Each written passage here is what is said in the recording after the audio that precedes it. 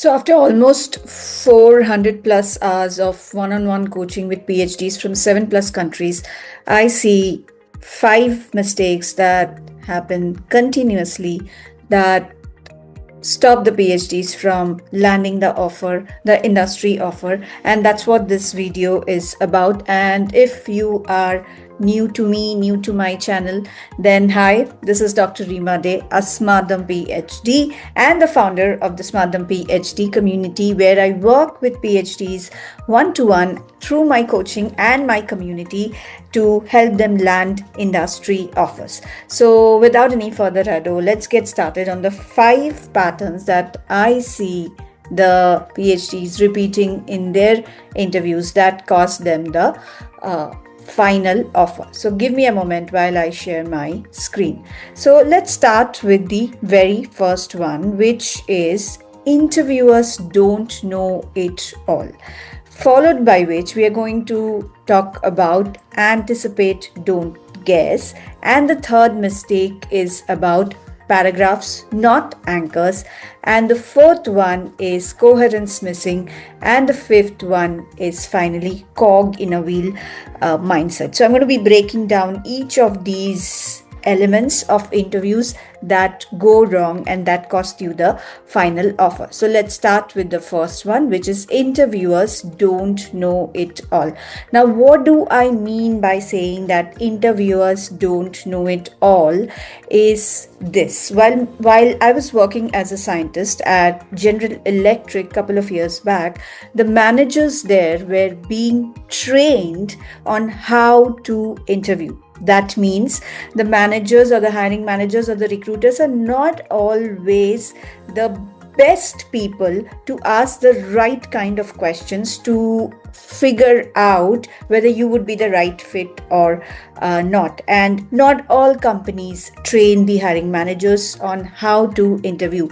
That means, as an interviewee, the onus is on you to ensure that you ask questions that stop the hiring managers from making assumptions about you. So let's say, for example, they ask you, have you ever managed stakeholders? Now, as a PhD, the tendency is to jump into the question and answer, yes, I've worked with stakeholders. But then if you pause there for a moment and ask back, yeah, I'd love to talk about the kind of stakeholders I've worked with, but can you let me know in your area of work, what are the kind of stakeholders that you are dealing with, or the people working in this role are dealing with on a day-to-day basis? Now, say they say that it's clients or it's regulatory or it's the product team. Now, in that case, if you have done something similar in your PhD, or something very close to that, then you can exactly pick that example to show how well you align or fit with that role instead of directly jumping to that answer. So that was all the point about that. Interviewers always don't know how to bring the best out of you, and so the onus is on you to ask some clarifying questions so that you can position yourself really, really well. With that, now let's move back to the second pointer, which is about anticipate, don't guess. Now, what do I mean by anticipate and don't guess?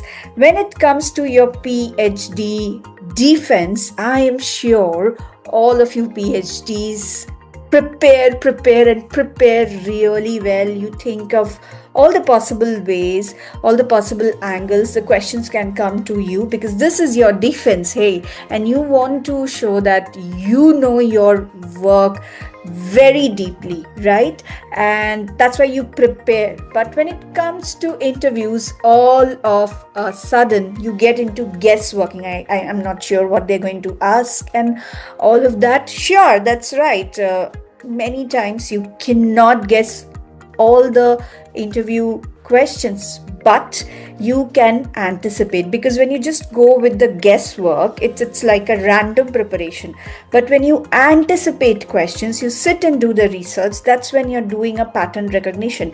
And the first place to start doing that is to go through the job description thoroughly. Most of you don't pay attention to the job description. So say currently I'm working with a PhD who wants to land a MSL role, medical science license, and the one thing that was mentioned in the JD was customer centricity and emotional intelligence. So that's one thing when you read it, which means that if you have done something similar in the past, you want to highlight that and you want to build your stories around that, because now you are giving them what they need for the role. And so you're anticipating that this is a possible question that will come, and hence you are so prepared. Okay, so remember, guesswork is equal to random preparation and anticipation is equal to pattern recognition. And you as a PhD are an expert pattern recognizer, and you will be awarded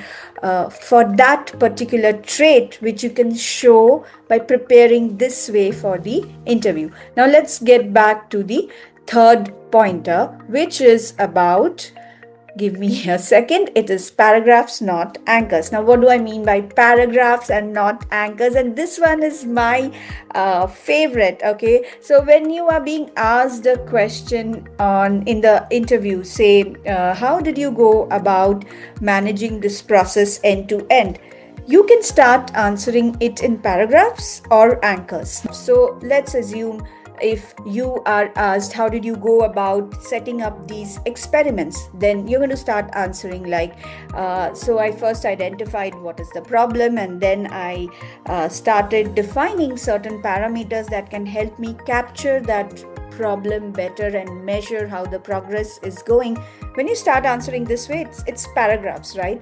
Versus if you start answering in terms of anchors, one of them being using steps. Okay, so you can say that while preparing the method to do this experiment, I did three things. Number one, I identified what are the parameters that can help me measure how good this experiment is.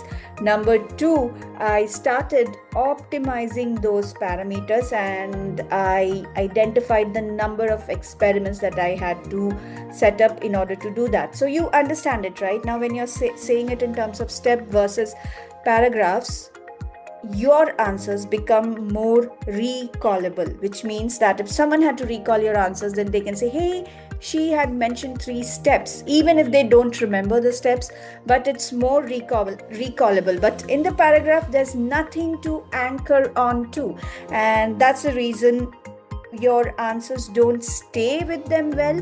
And by using this simple technique, you become more memorable and recallable. So now let's move to the fourth mistake that I see happening with PhDs, which is about coherence missing. Now what do I mean by this?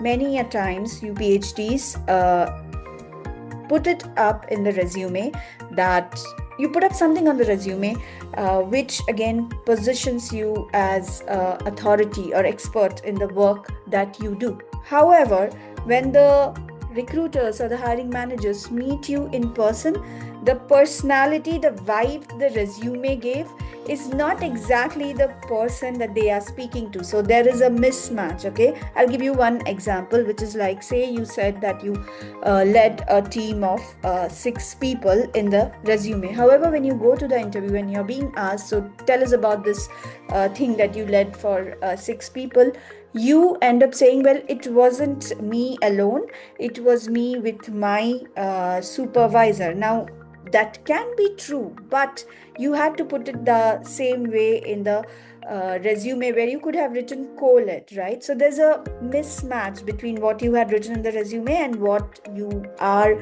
coming across in the interview, and that creates trust issues. So trust me, you don't want that to happen in your interviews, and that coherence not happening is actually a big deal breaker in the interviews. With that, let's move to the last pointer, which is about the cog in the wheel mindset. Now, what do I mean by cog in the wheel mindset?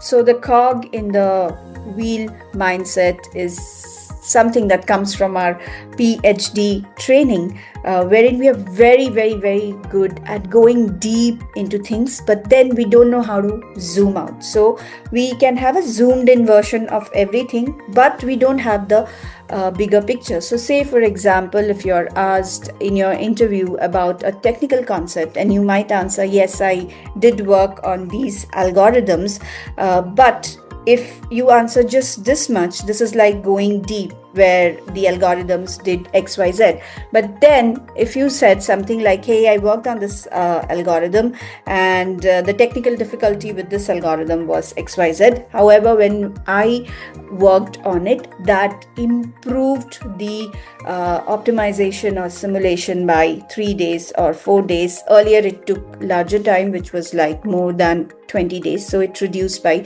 3 to 4 days. So now what you're showing is, you're showing the impact of your work, what is the task you did, and how it helped the system or the other person, or how it improved the process. So that's what I mean by zooming out. Many times as a PhD, you forget to address that, how your work affected the larger context of things, the bigger picture. Okay.